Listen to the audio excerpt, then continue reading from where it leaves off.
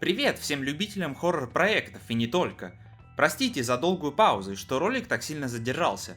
Я был в отпуске в Японии, а по возвращении было столько работы, что времени поиграть, да сделать видосики просто не было. Но хоть я и работаю со скоростью черепахи, моя любовь к страшным и около хоррорным проектам не пропала. Поэтому в данном видео мы с вами посмотрим, а что же там вышло такого интересного в феврале и какие проекты достойны вашего внимания и денег. Небольшой дисклеймер, все игры я прохожу и тестирую лично, поэтому прошу прощения, если ролики настолько задерживаются, но я всегда стараюсь дать вам максимально полезной информации о самих проектах и свое личное мнение. Рубрика будет развиваться и дополняться, просто знайте, что из-за работы и прочих бытовых проблем на это возможно будет уходить немного больше времени. Если же вы хотите быть в курсе различных новинок и не только, то смело заходите и подписывайтесь на мою кураторскую страницу в Стиме, достойны или нет хорроры, где я постоянно пишу про разные страшилки, а данная рубрика это своего рода видеоверсия. Буду рад вас видеть, и давайте уже посмотрим, что же там вышло в феврале.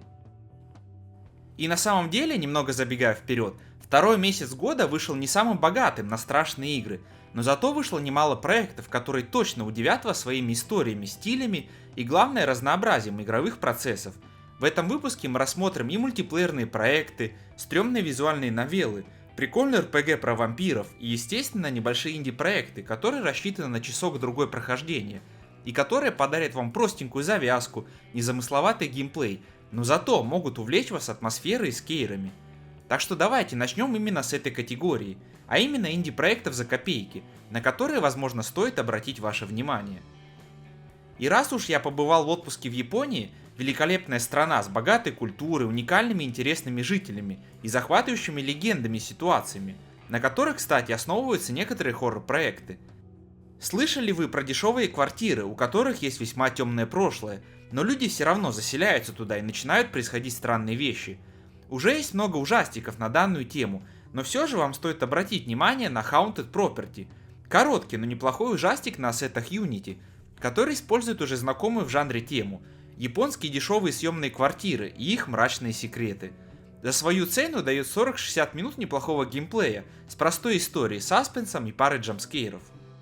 Сюжет о молодом человеке, который снял за копейки крошечную квартиру рядом с работой. Район так себе, жилье тесное, но за такую цену грех жаловаться. Поначалу все идет нормально, но вскоре начинают происходить странные вещи. Сосед ведет себя подозрительно и, кажется, следит за героем. Из другой квартиры постоянно доносятся шорохи, стуки и странные звуки, мешающие спать.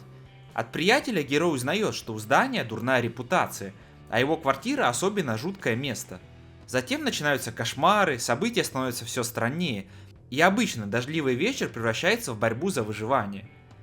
По скриншотам и трейлерам сразу понятно, что это ассетная игра, похожая на проекты Chilla Sart. Но здесь история подана живее и человечнее, чем в большинстве подобных поделок.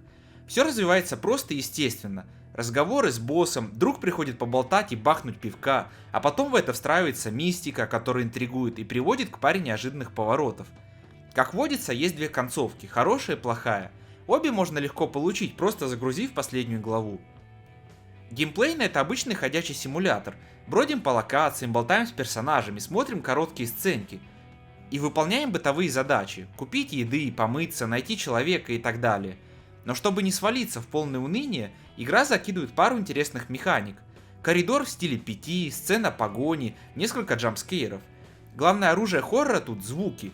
Шаги неподалеку, странные шумы за стеной, подозрительное поведение людей. Все это цепляет и заставляет вслушиваться. Графически игра устаревшая. Максимум 1920 на 1080, текстуры мыльные, но работает стабильно, а для хоррора это не критично. В целом, если любите японские ужастики с неплохой историей, отличной атмосферой и небольшим хронометражем, берите смело.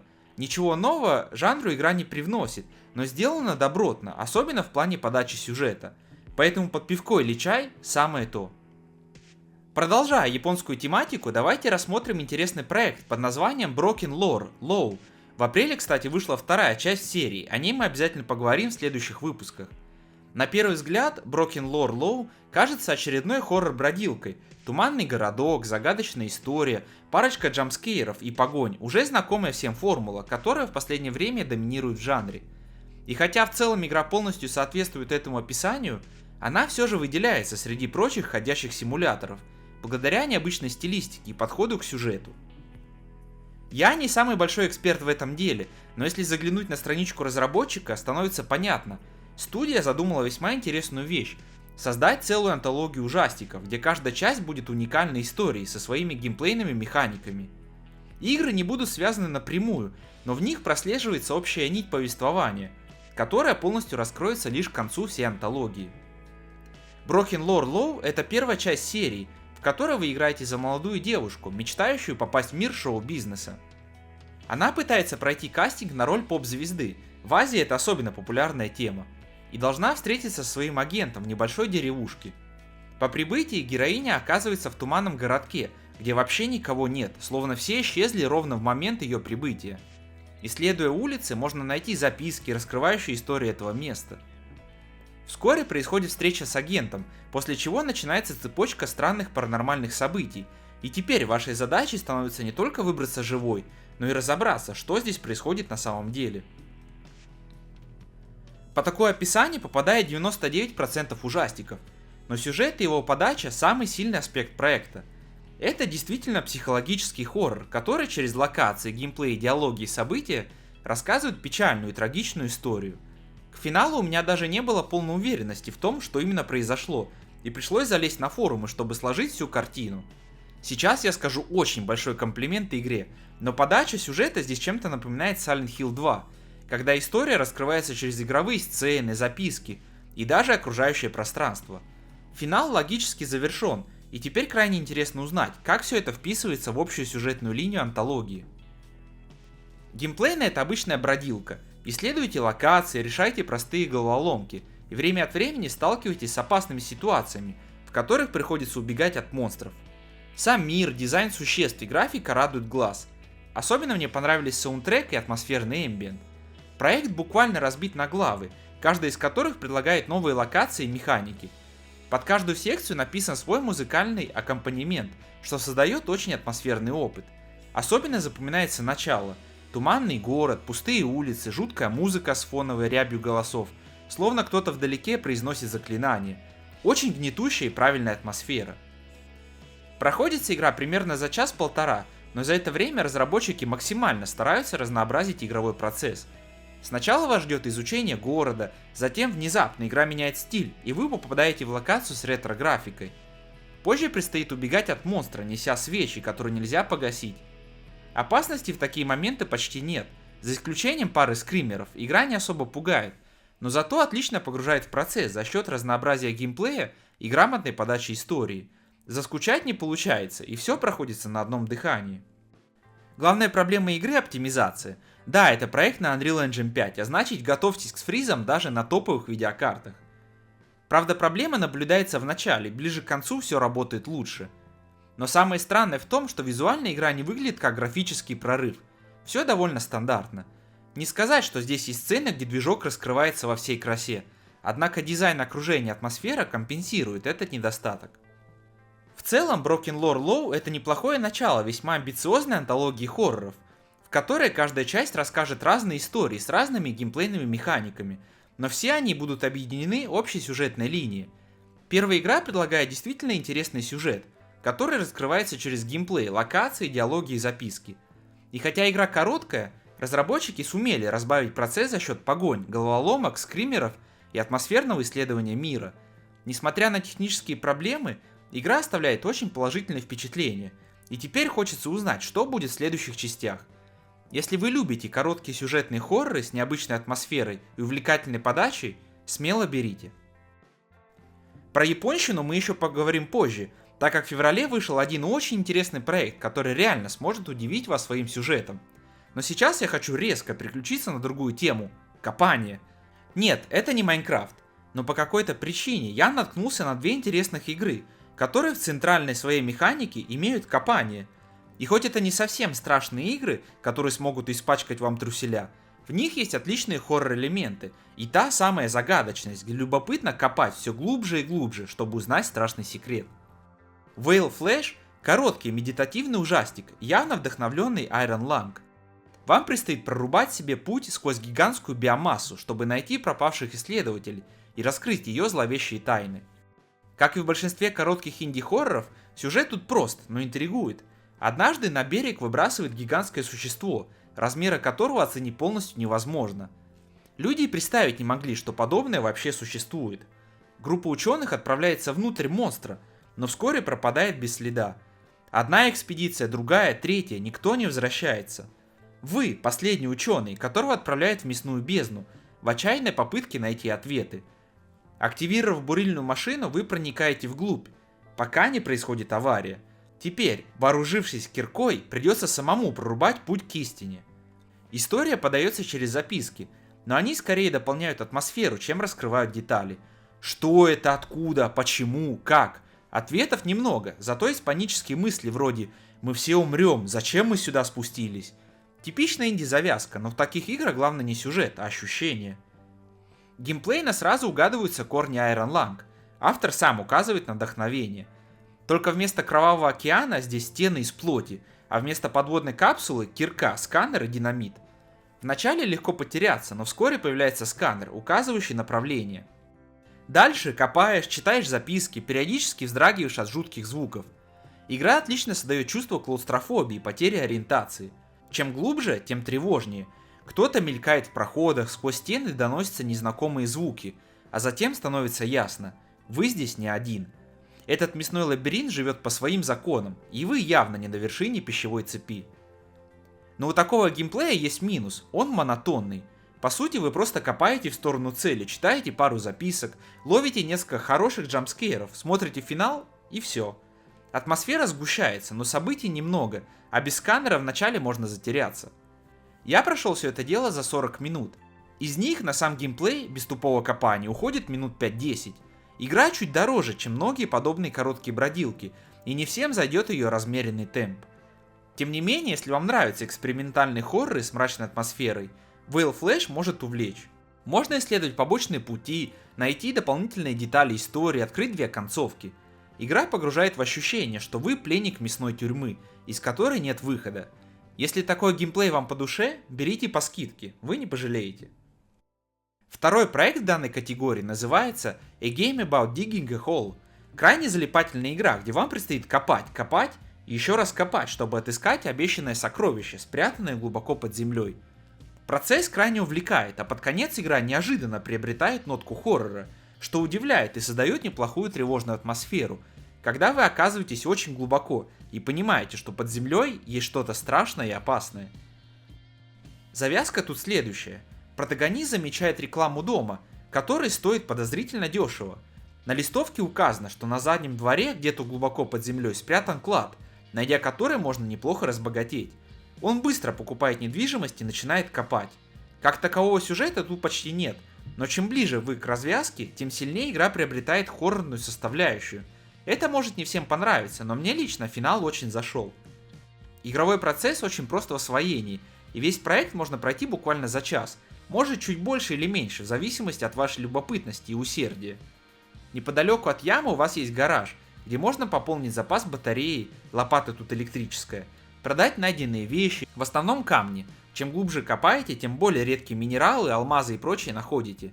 А также купить лампочки для освещения пути и динамит, который может быстренько расчистить небольшую область. Собственно, поначалу все начинается довольно медленно.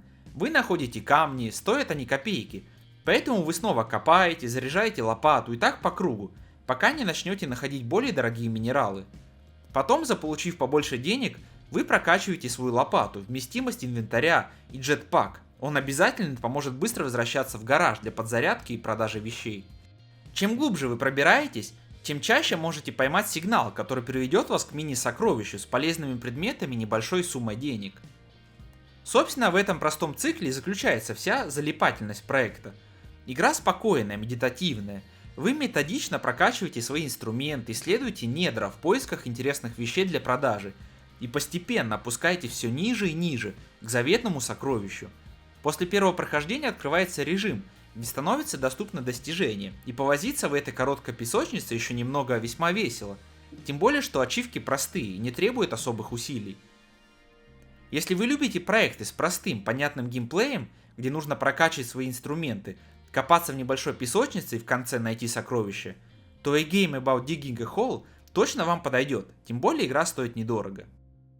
Если вы не впервые на моем канале или стримах, а если впервые попали сюда, то жмакайте лайк и подписывайтесь, у меня есть, я надеюсь, интересные видосики с историями и обзорами различных прикольных игр, то вы быстро узнаете, что я обожаю всякие проекты про поиск аномалий. А что может быть лучше, если соединить джампскейры и данный тип геймплея? В большинстве случаев у разработчиков получается весьма криво реализовать подобное. Но у Dream Cage это получилось сделать весьма неплохо, с парочкой уникальных моментов, правда в игре тоже есть серьезные проблемы. Dream Cage весьма необычный ужастик, который сочетает интересные механики и геймплейные элементы. К тому же он обладает реально крутыми джампскейрами и стрёмной атмосферой. Только вот реализация всего этого заметно подкачала, и порой механики просто отказываются работать как надо. Прочитав многие негативные обзоры, можно понять главную проблему игры. Это полоска разума, которая быстро заполняется, после чего вы ловите джампскейр, завершающий игру. Эта полоска повышается по чуть-чуть, сама по себе, а также во время использования камеры. Именно с ее помощью вам предстоит искать аномалии. Да, в своей основе Dream Cage это игра про поиск аномалий в небольшой квартире, состоящей из 3 комнат и кладовки. В самом начале нужно найти камеру, а потом батарейки для нее. Предметы спавнятся случайным образом, но почти всегда в одних и тех же зонах. Заряда батарейки хватает буквально на одно использование. Как только вы выключите камеру, чтобы не заполнять быстро шкалу разума, батарейка магическим образом пропадет. Чтобы держать сознание в узде, нужно искать таблетки, которые также рандомно появляются в разных местах. Поэтому геймплей очень быстро превращается в рутину. Включи камеру, зафиксируй аномалию, выключи камеру, съешь таблетку, повторить до победного. Батарейки и лекарства можно собирать в большом количестве, так что ваше типичное начало уровня выглядит так. Первым делом читаем записки, потом устраиваем забег по квартире, собирая все доступные предметы под завязку. И только потом идем обнаруживать аномалии, судорожно следя за состоянием героя. Про сюжет тут рассказывать особо нечего, он подается исключительно в виде записок, по 4 штуки на каждом из 5 уровней. Сама история взята будто из ток-шоу типа «Пусть говорят». Я не шучу, под финальные повороты я даже начал смеяться от абсурдности всей завязки. Возможно, кто-то найдет тут глубину, но она очень хорошо спрятана. По описанию может показаться, что проект полный провал и не стоит внимания, но на самом деле это не так. Сам поиск аномалий реализован неплохо, локация небольшая и найти все не составляет огромного труда, а джампскейры и атмосфера порой реально создают тревожную и неуютную обстановку. Дело в том, что геймплей поделен на 2 фазы. Сначала вы ищете аномалии, и во время поиска обязаны следить за состоянием героя. Периодически могут появляться страшные призраки, джампскейр, поднимая полоску страха, а если довести ее до предела, гейм-овер. Ходя по квартире, постоянно слышишь странные звуки. Шаги за спиной, внезапно выключается свет, хлопают двери, кто-то начинает шептать или петь, а потом бах, и в дверном проеме стоит бабайка. В такие моменты становится действительно не по себе. Правда, ближе к концу все эти эффекты начинают повторяться, и атмосфера немного выдыхается. Как только вы обнаружили достаточное количество аномалий, нужно пойти спать. Ночью начинается вторая фаза, сонный паралич, где герой видит всякие страшные необычные вещи. Этот сегмент сделан реально круто. Для пары разработчиков работа проделана отличная. Хорошие анимации, графика, эффекты и особенно звук. В этих моментах еще есть функция активации микрофона. Если он у вас включен, нужно молчать, иначе джампскейр и гейм-овер. Но если микрофон отключен или его попросту нет, то в этих эпизодах вы просто вертите камерой и смотрите на происходящее шоу ужасов. Проект проходится за час, максимум 1,5. Главная его проблема — это толком необъясненная и неотзывчивая механика разума в самом начале. Если вы хотите избежать почти всех проблем и раздражения, то вот вам секретный порядок действий. Сначала обязательно находите все 4 записки на уровне, они появляются по очереди. Потом собираете все батарейки, таблетки, и уже после этого просто ищите и фиксируйте аномалии, вовремя закидываясь таблеткой, когда шкала разума начинает подрастать. Если делать все в этом порядке, шансы умереть стремятся к нулю, и вся механика страха ломается. Собственно, из-за этой странной, недоработанной, непонятной поначалу механики, многим проект и не зашел. Если бы допилить все аспекты, получился бы крайне годный ужастик. А пока что Dream Cage подойдет тем, кто любит геймплей с поиском аномалий, и тем, кто ценит джампскейры и реально неплохую атмосферу. Поверьте, тут она есть, особенно если играть в темноте и с наушниками. По скидке любителям пощекотать свои нервишки самое то. На этом про небольшие инди-бродилки у меня все. Если вы нашли что-то еще, что прошло мимо моего внимания, то смело пишите в комментариях или просто дайте знать, какая игра вам более приглянулась. Ну а теперь давайте переключимся на что-то более глубокое и увлекательное, а именно проекты, которые обладают реально крутой историей и которые способны захватить все ваше внимание до самой развязки. В феврале вышло несколько таких проектов, которые отличаются друг от друга геймплеем и тематикой, но которые точно смогут удовлетворить вашу жажду по хорошим историям. Каберне — это крайне увлекательная лайтовая РПГ, которая разворачивается в антураже небольшого городка Восточной Европы 19 века и повествует о молодой девушке Лизе, поневоле судьбы ставшей вампиром. Игра делает акцент на многогранной и увлекательной истории, где есть множество вариантов развития и концовок, а геймплейно это больше визуальная новелла с весьма необычным и притягательным стилем. История начинается с того, что девушка Лиза неожиданно просыпается в темном подвале, не понимая, что с ней произошло и как она здесь оказалась. Внезапно кто-то или что-то открывает для нее дверь, и она оказывается в роскошном поместье, где собрались очень странные люди. Вскоре она узнает страшную новость. Лиза умерла, но перед смертью ее обратили, и теперь она член тайного ордена вампиров, который должен служить местной госпоже. Героиню отправляют в соседний город, где она должна стать ассистенткой доктора Волкова, тоже вампира, и помогать ему в научных исследованиях. Главная сюжетная линия проведет игрока через всю жизнь героини, кем она была раньше, как стала вампиром. Вы узнаете о ее проблемной семье, приобщитесь к ночной жизни, пытаясь балансировать между остатками человечности и жаждой крови, а также станете свидетелем и участником событий, которые изменят судьбу города. И в последних героине предстоит принять самое прямое участие. Сюжет здесь главная жемчужина. Ведь по сути Каберне — это красивая и стильная визуальная новелла, где большую часть времени вам предстоит читать, а также исследовать город, знакомиться с персонажами и проходить побочные задания. Никакого экшена тут нет, да и стиль не особо к этому располагает. Основная механика выглядит так. У вас есть несколько ходов, день-ночь. Основные сюжетные задания отнимают часть времени, поэтому вы выполняете то, что вам хочется, исследуете город в свободное время, а потом, как начинает приближаться рассвет, быстро идете в свою квартиру, чтобы лечь в гроб, и начинается следующий день. Сам город не особо большой, и во время приключения вы познакомитесь с разными персонажами, которые прописаны весьма недурно. У них есть собственные характеры, тайны и порой печальные, трогающие истории. В сайд-квестах и кроется вся прелесть. Вы можете не только узнать получше персонажа, но и повлиять на его судьбу, помочь или наоборот все испортить. Исход многих заданий может зависеть от вашей прокачки, а ваши решения в основной сюжетной линии приведут героиню к различным финалам. И вот тут Каберне реально сияет. Вы можете отыгрывать любую роль. Хотите быть максимально ко всем дружелюбны и попытаться спасти всех? Это возможно, хотя и сложно. Можете оставаться нейтральным наблюдателем. А если хотите увидеть, как весь мир сгорит по щелчку ваших пальцев, игра тоже предоставит вам этот шанс, если вы правильно выберете свой путь. Данный подход дарит проекту отличную реиграбельность, тем более, что концовки здесь действительно разные и зависят от вашего стиля игры. Побочные задания крайне важны, ведь именно в них вы познакомитесь с интересными персонажами и узнаете их трогательные истории. Во многом развитие этих квестов зависит от вашей прокачки. Дело в том, что в игре есть 4 характеристики: наука, литература, политика, искусство. С некоторыми персонажами в диалогах будут открываться новые реплики, если у вас прокачана та или иная характеристика, и это может привести к сюжетным развилкам и необычным ситуациям. Прокачиваетесь вы, выполняя различные задания, также в свободное время можете читать книги, которые тратят ход, но зато даруют плюсик к той или иной характеристике. Выглядит и звучит игра просто великолепно. Музыка, общий дизайн, стиль и особенно озвучка – все на высшем уровне. Правда, самый большой минус для русскоязычного игрока – нет русской локализации. А учитывая, что большую часть времени вам придется именно читать, отсутствие русских субтитров – это крайне печальный момент. Поэтому знание английского здесь, увы, обязательно.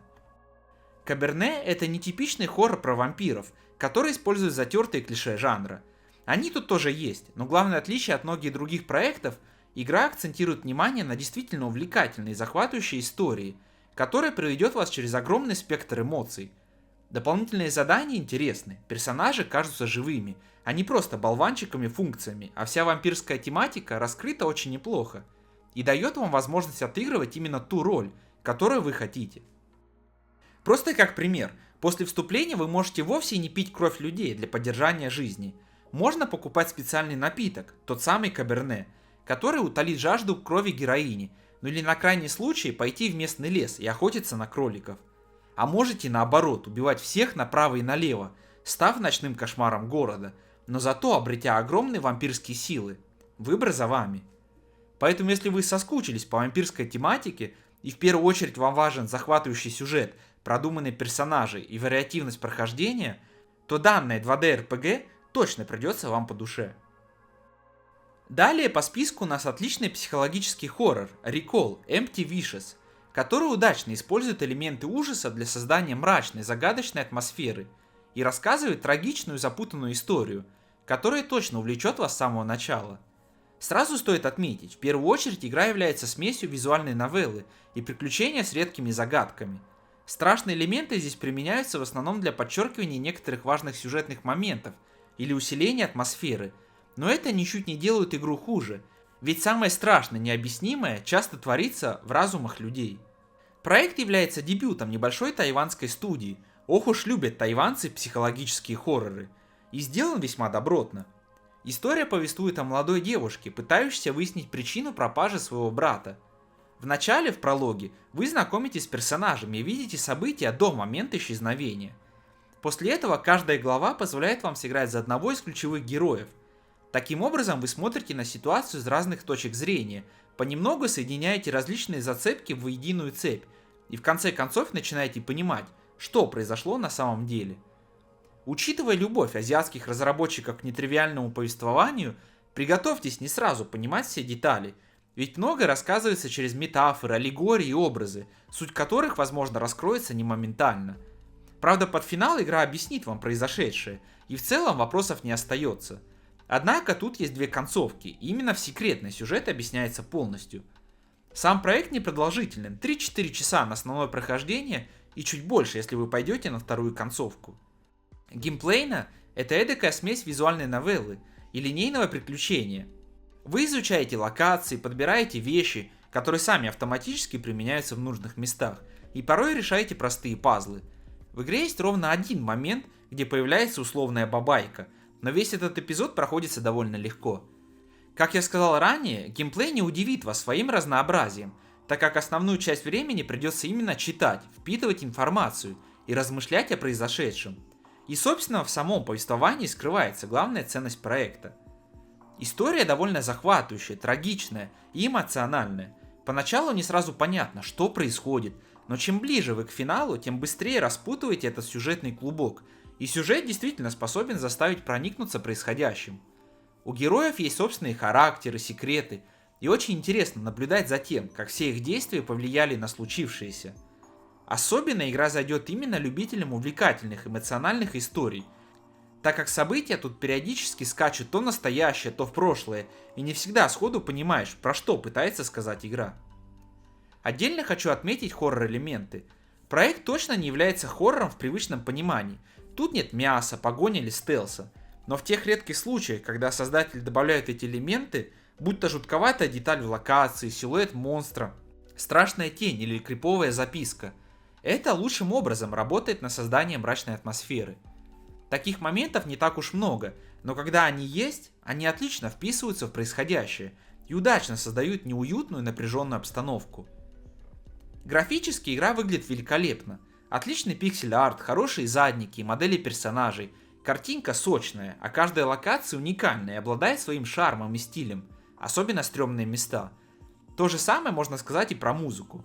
В игре нет озвучки, но атмосферное звуковое сопровождение придает происходящему нужное настроение. В итоге могу смело порекомендовать Recall Empty Wishes всем любителям мрачных, загадочных приключений, где история и атмосфера стоят на первом месте, а геймплей сфокусирован на раскрытии необычной и трагичной истории. Хоррор-элементы здесь лишь изящно добавляют напряженности, но не являются основной частью. Это отличный интересный проект, рассказывающий увлекательную запутанную историю, которая вряд ли оставит вас равнодушным. Если вы любите подобные азиатские игры, где упор сделан именно на мощную сложную историю, а не на геймплейные выкрутасы, смело берите, вы не пожалеете. Как же я соскучился по старым добрым квестам. где есть интересный сюжет, геймплей заставляет приятно задуматься над решением задач, а атмосфера захватывает ваше внимание с самого начала, не отпуская до самого конца. Добавьте к этому все полезные улучшения жанра последних лет, криповую историю про паранормальные явления и борьбу с мрачной предначертанной судьбой, прикольный визуальный стиль, и вы получите Slender Threads. Это не шедевр на все времена, но супер годный и захватывающий проект, который точно обрадует всех любителей мистических приключений с налетом хоррора. Главный герой Харви Грин – начинающий писатель, который прибывает в небольшой городок Вилла Вентата в поисках вдохновения издателя до своей книги. Правда, вместо этого его начинают мучить кошмары, где его голова красуется на некой стене, словно охотничий трофей. Прибыв в городок, герой пытается понять суть своих кошмаров и оказывается впутан в очень мрачную переделку. Начинают умирать люди, и он оказывается в эпицентре этих событий. Харви предстоит выяснить, почему ему видятся кошмары, как он связан с происходящим в городе, и главное, как остановить все странные события. Но сделать это будет непросто, ведь чем ближе он будет подбираться к правде, тем яснее поймет, что сам город хранит весьма темные секреты. Сюжет в любом приключении – это самый важный аспект, и тут с этим все в полном порядке, кроме финала, но о нем отдельно. На удивление, разработчики смогли сделать не просто мрачный квест, но и добавили в него отличный юмор, интересные ситуации и колоритных персонажей, которые сразу же запоминаются. Сюжет разгоняется быстро, и буквально через 15 минут вы уже находитесь в гуще необъяснимых событий, до сути которых очень хочется докопаться. Игра в лучших традициях квестов закинет вас в различные локации и заставит решать интересные задачки. Вы посетите мрачную психушку, заброшенный завод, побродите по различным городским достопримечательностям и даже попадете в таинственный лес, где произойдет много чего интересного. Лично для меня главный плюс проекта – это разнообразие ситуаций, в которые попадет герой. Задачки поначалу банальны. Проберите закрытое место, найди ключ, сделай одолжение персонажу, чтобы он дал важный предмет. Все это стандартная практика в жанре. Но очень быстро игра начинает преподносить неожиданные повороты сюжета, а в некоторых моментах присутствует отменный черный юмор. Вроде бы ситуация критическая, а на душе как-то весело. Весь проект можно пройти за часа 3-4. Тут нет запредельно сложных загадок или каких-то непонятных моментов. Вам все подробно объясняют, и происходящее крайне логично, поэтому не возникнет ситуаций, где бы вы совсем не понимали, что делать. Отдельно стоит упомянуть интерфейс и полезные функции. Slender Threads не пытается быть хардкорным олдскул квестом, так что тут не будет пиксель-хантинга или утомительной пустой ходьбы туда-сюда. У вас есть карта города, и по мере прохождения вы будете открывать новые районы и заведения. Между ними можно свободно перемещаться, просто кликнув по месту на карте. Это полностью избавляет от излишней беготни и позволяет сразу же перенестись в нужную локацию. По нажатию кнопки на экране подсветятся все активные точки и полезные предметы, а в дневнике героя можно получить подробные подсказки, если возникнут трудности. Все это делает игровой процесс именно приятным времяпровождением, где все просто и интуитивно понятно, то, чего так не хватало многим старым играм. Графический стиль, музыка, озвучка – все на высоте, картинка сочная и яркая, особенно радует стиль рисовки персонажей и мира в целом. Озвучка выполнена на крайне высоком уровне. Каждому персонажу подобран идеальный голос, актеры играют живо, их приятно слушать. У игры практически нет объективных минусов. Проект знает, чем он хочет быть, понимает свои сильные и слабые стороны, и все игровые, стилистические и геймплейные решения направлены на усиление плюсов и сглаживание острых углов. Единственное, к чему можно придраться, это к концовке. Дело в том, что в самом финале игра резко обрастает новыми деталями, и общее повествование немного сходит с заранее проложенной тропинки. Это даже не минус как таковой, ведь сами разработчики сообщили, что так и было задумано с самого начала. Многие игроки отмечают, что им не понравился финал, тут уже дело вкуса. В конце есть играбельный эпилог после титров, который якобы лучше объясняет произошедшее. Лично мне финал понравился, он неожиданный, резкий и довольно атмосферный. К тому же вы получите все ответы на возможные вопросы, поэтому никаких недосказанностей или сюжетных дыр тут не остается. Просто приготовьтесь к тому, что лично вам развязка может показаться спорной. Но несмотря на это, я сильно рекомендую всем любителям мистических квестов с налетом хоррора сыграть в Slender Threads. Это яркое, атмосферное и захватывающее приключение, где увлекательно следить за историей, геймплей постоянно подкидывает разнообразные интересные события. Решать загадки интересно, и все сделано так дружелюбно к игроку, что есть множество инструментов, которые помогут в сложных моментах. Если вы соскучились по старым добрым point-and-click приключениям, смело берите, вы точно не пожалеете. Помните, я обещал вернуться к японской тематике? Февраль преподнес настоящий подарок всем любителям захватывающих и богатых историй. Пацаны и девчата, если вы любите захватывающие визуальные новеллы, которые смело смешивают детектив и паранормальные явления, то срочно берите Urban Myth Dissolution Center. А пока игра качается, я расскажу, почему это идеальный кандидат на визуальную новеллу года. Urban Myth Dissolution Center повествует о молодой студентке по имени Адзами Фукураи, обладающей необычным даром – ясновидением. Она постоянно видит какие-то тени, силуэты, которые можно принять за призраков. Да, еще и в руки ей недавно попала странная карточка, которая явно не сулит ничего хорошего. Чтобы разобраться в происходящем, она решает обратиться в Центр по развенчанию городских легенд, специальную организацию, где под руководством директора Аюму Мегурии собирается информация о паранормальных явлениях. Самое главное, что этим Центр и занимается, развенчивает мифы. Пытаясь получить помощь директора, Адзами попадает не в самую приятную ситуацию со стулом, не загадка про два стула, но тоже символично, и неожиданно получает предложение работать на Центр. Ведь сам Мегурия – великий ясновидец, а иметь сотрудника с похожими способностями – отличный инструмент в расследовании дел. Так Адзами оказывается в самом эпицентре событий. В Центру поступают различные просьбы, связанные с паранормальными явлениями, и теперь ей предстоит не только разоблачать городские легенды, но и погрузиться в нечто куда более странное и пугающее. Сюжет здесь реально хорош. Игра разделена на 6 глав. Сначала идет обучающее дело, затем расследование становится все сложнее и запутаннее, а в финале вас ждет отличная развязка.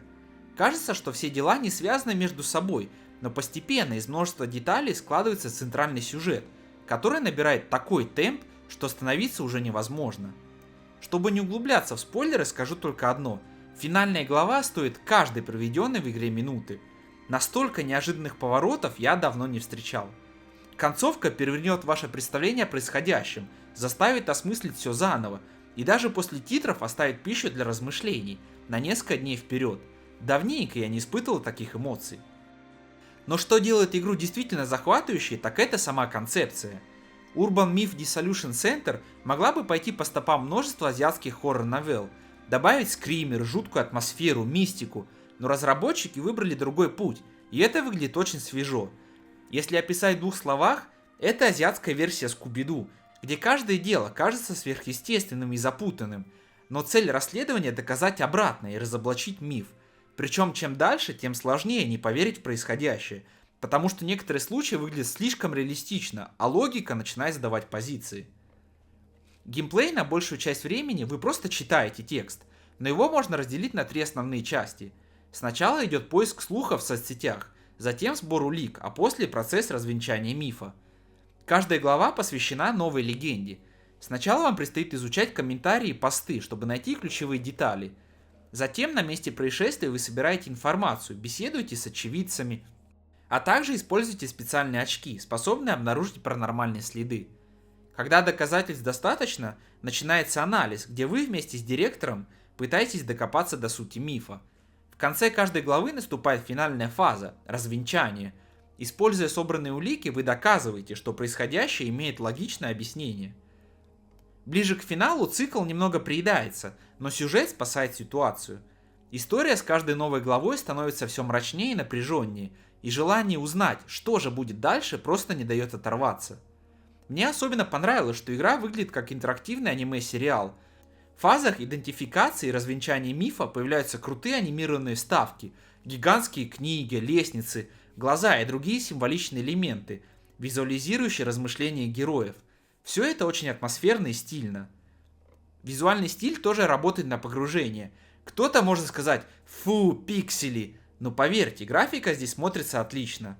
Анимации качественные, общий дизайн выдержан в едином стиле, а к пиксельной стилистике быстро привыкаешь. Еще один огромный плюс – музыка. Саундтрек здесь великолепный и отлично передает атмосферу. Когда нужно, играет криповый эмбиент, а в напряженных моментах динамичные, тревожные композиции. Некоторые треки настолько хороши, что я даже купил себе ост. Можно было бы придраться к мелочам, которые особенно заметны после полного прохождения, но делать этого совершенно не хочется. Urban Myth Dissolution Center — это потрясающая визуальная новелла, которая грамотно сочетает детективную историю и паранормальные элементы, но подходит к ним с необычной стороны. Здесь захватывающее расследование, увлекательный процесс разоблачения легенд, прекрасный саундтрек и визуальный стиль, а финал — мое почтение. Если вы любите детективные визуальные новеллы, которые дарят эмоции и заставляют задуматься, смело берите. Лично для меня это главный кандидат на визуальную новеллу года. Полностью оправдывает каждый потраченный рубль. Если вы хотите подробнее узнать про проект, то у меня на канале есть полный обзор. Можете перейти по уведомлению, которое появилось на вашем экране. И спасибо заранее за просмотр, если вы его оцените. Я оценю каждый просмотр и время, которое вы тратите на мой скромный канал. От души благодарю. Наверняка среди зрителей есть люди, которые просто хотят под пивко или колу с чипсами погонять в мультиплеер с друзьями, поорать со скейров, поугарать с происходящего на экране и просто хорошо провести время, как бы это парадоксально ни звучало для хоррор-жанра. Не беспокойся, друже, для тебя я отметил 2 проекта, которые мне очень приглянулись и которые способны действительно подарить уйму веселья и приятного времяпровождения, а также где можно поржать и испугаться в одной игре. Underworld — это динамичный, веселый кооперативный хоррор. Вас забрасывают на различные уровни подвалов с целью вытащить огромные капсулы с экспериментальными образцами. Но сделать это непросто, ведь уровни кишат аномалиями, монстрами и мутировавшими медсестрами с огромными достоинствами и тентаклями. Проект быстро осваивается и может подарить пару часов вечеров действительно ураганного геймплея, где перемешиваются веселье, хаос, опасные захватывающие погони и отличные скейры, если у вас есть пара друзей, готовых купить игру вместе с вами. Давайте зайдем сразу с главного минуса игры. Это мертвый онлайн. На деле геймплейный процесс реально захватывает, хоть и не блещет какой-то оригинальностью. Убегать от сисястых медсестер, мансить по коридорам с огромными капсулами в расчете добежать до безопасного лифта и не попасть в лапы монстру крайне весело. Но делать это в одиночку очень скучно. Здесь нет выделенных серверов. Кто-то создает лобби, вы подключаетесь. Причем нельзя подключиться к уже начатой игре, вы обязаны попасть в лобби на стадии подготовки. Игра вышла вроде бы недавно, а онлайна уже почти нет. Причем те, кто играют, это в основном японцы-китайцы. А учитывая, что в игре есть voice-чат и самое главное веселье — это общение с напарниками, мультиплеер для случайных игроков получается по сути мертвым. Поэтому, чтобы получить полный игровой опыт, нужны друзья. Но теперь про сам геймплей. Это отличная смесь хоррора и веселья. Ваша цель — собрать нужное количество очков, принеся в лифт определенное количество капсул. Каждый уровень подвалов случайным образом генерирует предметы. Вы собираете фонарик, отмычки, мелкие вещи, которые помогут отбиться от монстров. Это такая боевка, которая станет врагов на время. По сути, решаете мелкие бытовые задачки, находите капсулы и доставляете их в лифт. Собрали нужное количество очков, отправляйтесь на следующий уровень. На каждый уровень отведено определенное время, минут 5-10. Чем дальше вы проходите, тем запутаннее становятся локации и больше времени дается, но вместе с этим прибавляются и опасности, поджидающие за каждым углом. Дизайн монстров хоть и не блещет оригинальностью, но они грамотно встроены в игровой мир. Тут есть монстры, мимикрирующие под обычные вещи, типа ящиков, из которых торчат щупальца. Если бежать напролом в темноте, их не всегда замечаешь. Есть щупальца на потолках. На более глубоких уровнях появляется нечто вроде призраков, способных подарить пару отличных джампскейров. И мои любимые — это двойники игроков. Они пытаются копировать поведение играющих, но также игра использует ваш микрофон против вас. Если микрофон включен, эти монстры списывают звуки и сами воспроизводят их, пытаясь сойти за одного из геймеров. Реально крутая особенность. Может, на более поздних стадиях есть еще более интересные монстры, но я не прошел дальше 5 уровня из 9 доступных. Враги убивают сразу же, как только поймают. У команды есть определенное количество общих жизней. При смерти одного игрока отнимается 1 очко. Если счетчик дойдет до 0, то гейм овер. Учитывая быстроту прохождения и случайную генерацию предметов, повторные попытки пройти сложные моменты дарят новые эмоции и испытания. Как я сказал ранее, главный плюс игры — ее простота в освоении. Пройдя туториал, который длится от силы 5 минут, вы уже поймете все основные механики. А потом остается просто бегать, выполнять цели, мансить от сисястых медсестер и таскать с братишками огромные контейнеры. Есть ли тут что-то оригинальное? Нет. Но на пару вечеров крайне весело. Естественно, тут есть ранги, небольшая прокачка, но как по мне, эта часть выполнена крайне слабо. Underworld — это веселый, динамичный кооперативный хоррор, который поможет вам и вашим друзьям словить джампскейры и пережить захватывающие хаотичные погони. Проект не привносит в жанр что-то новое, но выполнен достойно и со своей задачей справляется. Правда, ни в коем случае не берите его, если вы соло-игрок, так как мультиплеер по сути мертв. А вот если у вас есть компания друзей, то по скидке это отличный выбор на пару вечеров, от которого вы точно получите удовольствие. Repo — нашумевший кооперативный хит, который буквально захватил Steam. Крайне положительные отзывы и высокий онлайн говорят сами за себя. Формально это онлайн-хоррор на шестерых, но на деле гремучая смесь ужастика, симулятора, неуклюжего грузчика и генератора хаотичного веселья от инди-студии Semi-Work. Игра во многом напоминает Little Company, кооперативный сбор лута в опасных зонах, но делает уникальный акцент на физике и юморе. Игроки берут на себя роль роботов-работяг, выполняющих задания загадочного ИИ, десантируются в руины, ищут ценные предметы, упаковывают их и эвакуируют, стараясь выполнить квоту по стоимости. Просто? Не совсем. Ключевой элемент рэпа — физика. Каждый предмет имеет вес и хрупкость. Попытка в шестером утащить рояль или не разбить антикварную вазу, уворачиваясь от монстров, превращается в настоящее испытание и главный источник как сложностей, так и уморительных ситуаций. Предметы застревают, нелепо отскакивают, ломаются в самый неподходящий момент. Случайно брошенный стул может рикошетом сбить с ног напарника или активировать ловушку. Даже монстры подчиняются законам физики, их можно толкать или ронять на них предметы, что открывает простор для тактических и очень смешных маневров. Эта механика — основа геймплея и постоянный генератор хаоса. Рассчитанная на команду до 6 человек, игра сильно полагается на кооперативное взаимодействие. Перенести тяжелый объект или отвлечь врага часто требует слаженных действий. Однако координация легко уступает место непредсказуемому хаосу, особенно благодаря проксимити-чату. Панические крики напарника из соседней комнаты или попытки шепотом предупредить об опасности, не привлекая монстров, создают неповторимую атмосферу. К этому добавляется текстовый чат, забавная text-to-speech, озвучкой. И, конечно, классические ситуации, когда один игрок помогает другому, случайно толкая его тележкой в пропасть или взрывая только что собранный ценный лут. Несмотря на тех-хоррор, наличие жутких монстров и напряженной атмосферы, рэпа ощущается скорее комедией. Физические нелепицы, паника игроков и абсурдность ситуации часто перевешивают страх.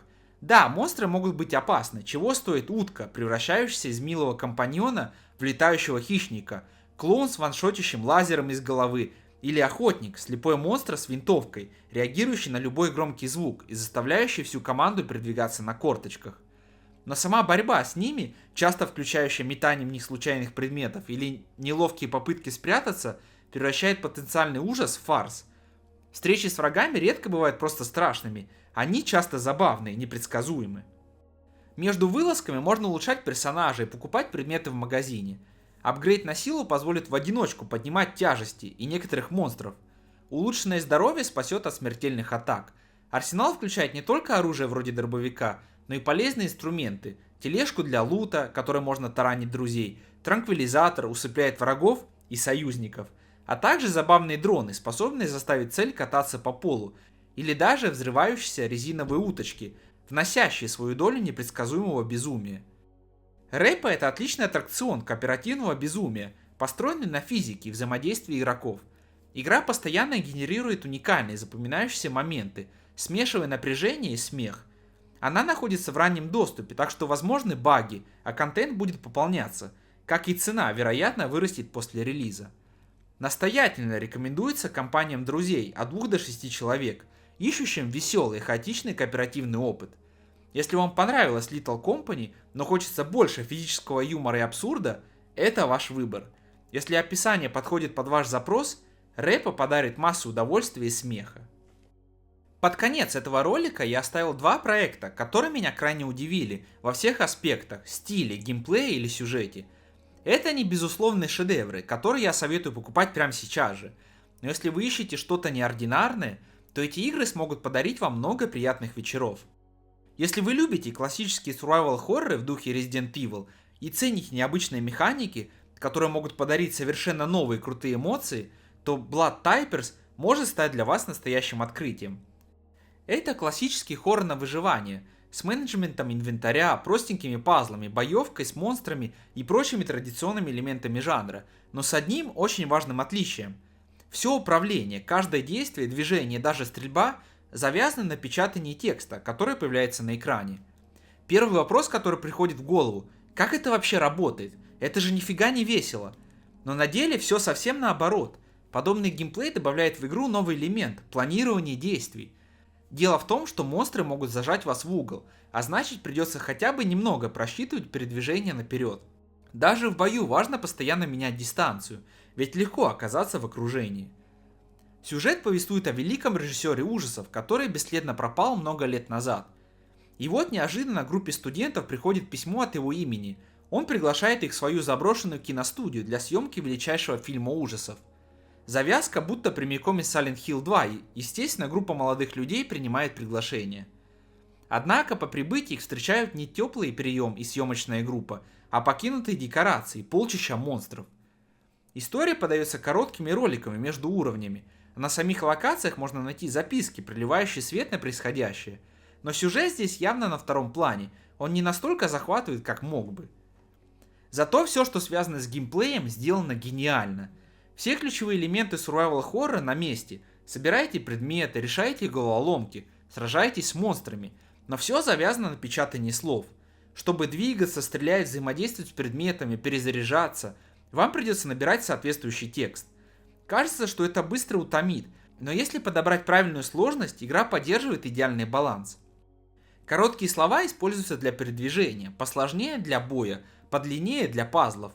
Можно настроить сложность под себя, например, укоротить слова, а также отдельно регулировать боевую систему, сделать врагов сильнее или слабее. На выбор несколько персонажей, каждый со своими характеристиками. Кто-то лучше с холодным оружием, кто-то с огнестрельным, у одних больше здоровья, у других выносливости. Выбирайте героя по душе и вперед. Если вы играете в соло, то игра быстро превращается в настоящий хоррор. Приходится играть стратегически, не бежать сломя голову, иначе окажетесь в ловушке. В моем прохождении патронов было немного, а сохранения всего 2, поэтому ближе к концу уровень напряжения был максимальным. Всего уровней 5, но они не слишком большие, но грамотно построены, исследовать локации интересно. Есть карта, на которой отмечены ключевые места, все как в Resident Evil. Еще одна особенность – кооперативный режим, где все происходящее можно переживать вместе с друзьями, отбиваться от орды зомби, ну или смотреть, как ваш криворукий приятель фейлит, его пожирают зомби.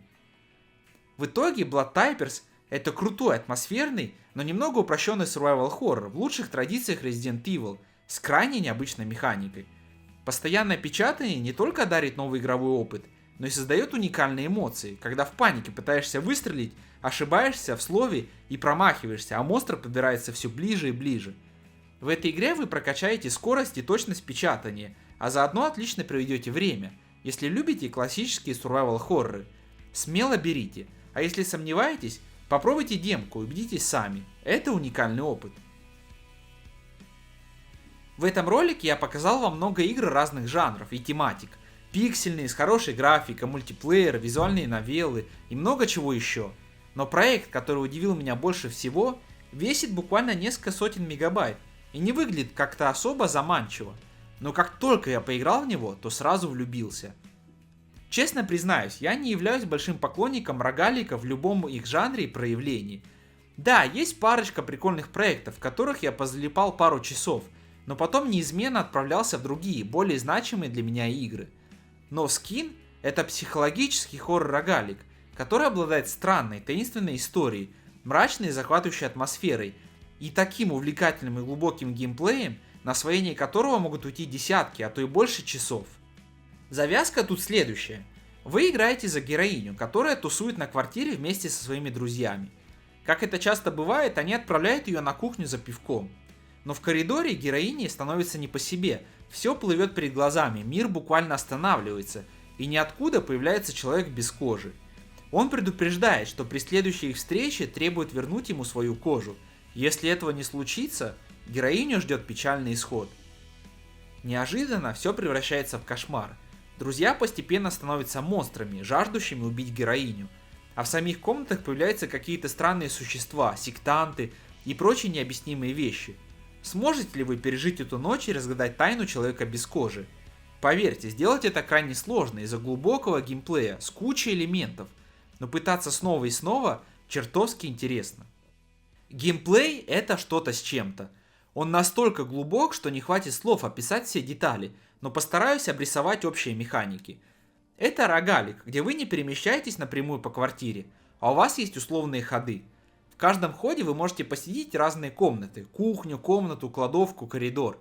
По мере прохождения будут открываться и другие локации, постепенно все начнет перемешиваться. Главная особенность проекта — система случайностей. У вас есть на выбор 3 комнаты, и под каждой описано 3-4 события, которые могут не произойти, с указанием вероятности той или иной сценки. Вы можете попасть в сражение с врагом, найти уникальных персонажей, патроны или полезные предметы, или же наткнуться на крайне редкое уникальное событие. Процент этого мал, но зато такие вещи действительно застанут вас врасплох. С каждым ходом заполняется условная шкала прогресса, где есть точки, дойдя до которых вас ждет битва с боссом. Если вы дойдете до самого конца, вас ждет развязка, встреча с самим человеком без кожи. Но поверьте, дойти до него весьма сложно, и тем более у игры гораздо больше секретов, чем кажется на первый взгляд. До истинного финала придется немного погриндить. Собственно, в этой уникальной системе ивентов и кроется самый смак проекта. Вы можете встретить разных культистов, странные сущности, некоторые дружелюбные, другие нет. В одной комнате можно наткнуться на ковбоя, который предложит сыграть в русскую рулетку. Победите, получите много полезных вещей. Проиграете, снесете себе почти все хп, что почти гарантирует рестарт. Есть рыба на ножках, которая продает вам вещи. Есть сущности, с которыми нельзя сражаться, и остается только бежать. Тут столько всего, что на изучение всех ивентов и механик может уйти сотни часов, и разбираться во всем этом крайне увлекательно. Отдельно стоит отметить прокачку. Дело в том, что вы будете много фейлить, но с каждым забегом получаете лунные осколки. Их можно тратить на открытие новых вещей, событий и прочего, что сделает ваши последующие попытки чуть проще. Ну или по крайней мере у вас начнет появляться стратегия, как лучше действовать в тех или иных ситуациях. После победы над каждым боссом вам будут открываться новые возможности. Поговорить с врагами, обмениваться предметами. И с этими возможностями открываются совершенно новые опции для прохождения.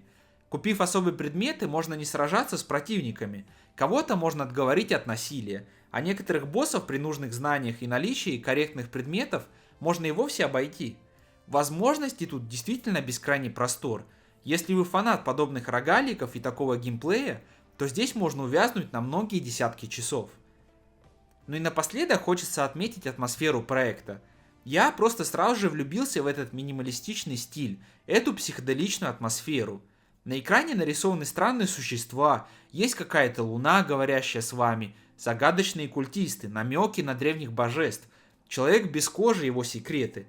Игра не пугает в привычном понимании слова, но вы словно попадаете в параллельный мир, в котором вы не герой, а просто букашка, пытающийся приспособиться и понять правила этого измерения, как тут все устроено.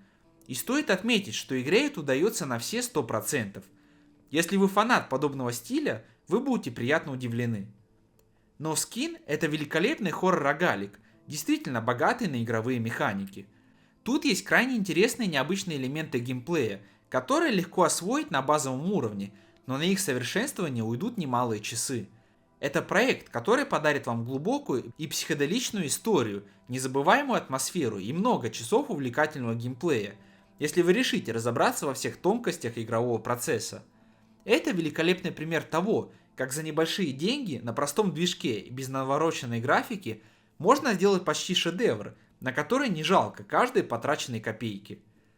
Если вы фанат рогаликов и хорроров, смело берите, даже не думая. А если вы не особо любите подобные жанры, как и я до этой игры, то все равно возьмите. Возможно, именно эта игра сможет зацепить вас не на шутку. Единственный минус — это отсутствие русского языка, так что знание английского обязательно. Ну или ждем русификации. Видео вышло большим, и я надеюсь, вам понравился подобный формат. Мне было крайне интересно поиграть во все эти проекты и рассказать про них вам.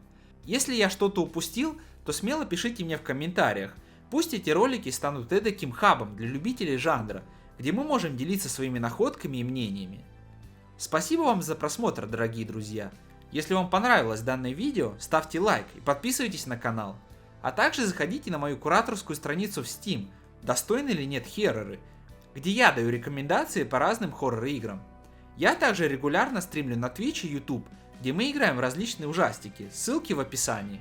Буду рад видеть вас на стримах, где мы вместе обсуждаем игры и пугаемся в прямом эфире. Желаю вам всего наилучшего и до следующей встречи.